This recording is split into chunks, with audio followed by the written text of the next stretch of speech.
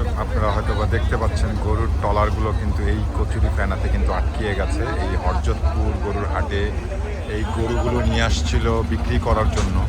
তো যাওয়ার পথে কচুরি ফেনার কারণে এই যে দেখেন ট্রলারগুলো কিন্তু আটকিয়ে গেছে।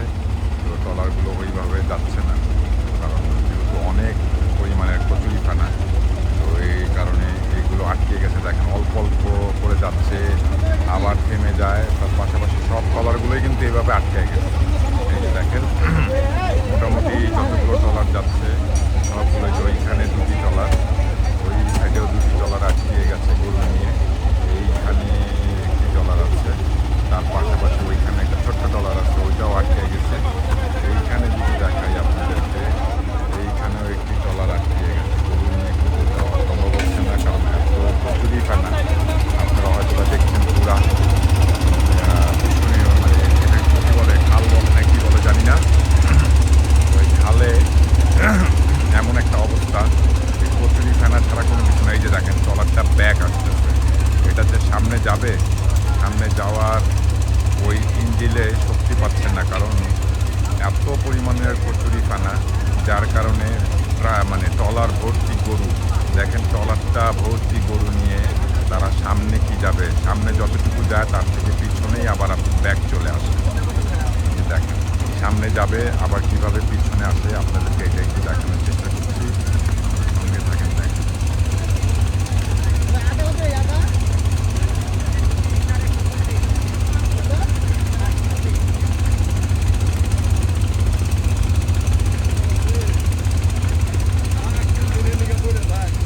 দেখেন দেখতে পাচ্ছেন, এই যে দেখেন যতটুকু সামনে গেছে এখন পিছনে আবার ব্যাক চলে আসে।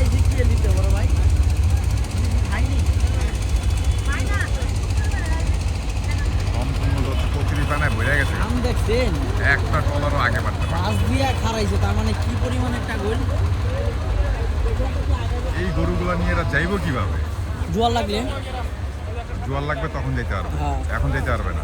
জোয়ার লাগলে হয়তো আগে সব এদিক যাবো গা, নাহলে সব এদিক যাবো। হ্যাঁ, এই যে অনেকে এই দিক দিয়ে যেতে চেয়েছে, তো এই লোকগুলো আবার কীভাবে যাইব?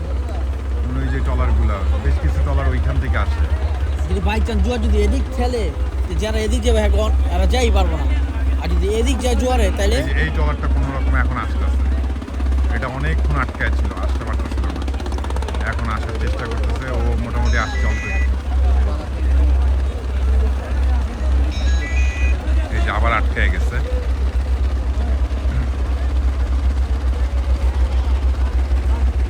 এটা তো আটকেই গেছে, এটা আর যেতেও পারতেছে না। ওর সম্ভবত তেল শেষ হয়ে গেছে কিনা আল্লাহ পাক রাব্বুল আলামিন জানে, কারণ যে অবস্থা কচুরি ফেনায় এই ট্রলার নিয়ে যাওয়া অসম্ভব হয়ে যাচ্ছে ব্যাপারী ভাইদের, ট্রলার আলাদের। ওই যে দেখেন ট্রলার কচুরি ফেনার কারণে যাইতেই পারতেছে না। এইটা অনেক দূর আসছিল, মোটামুটি আসছিল 5-10 হাতের মতো আগে বাড়ছিল, কিন্তু সামনে এসে আবার আটকে গেছে।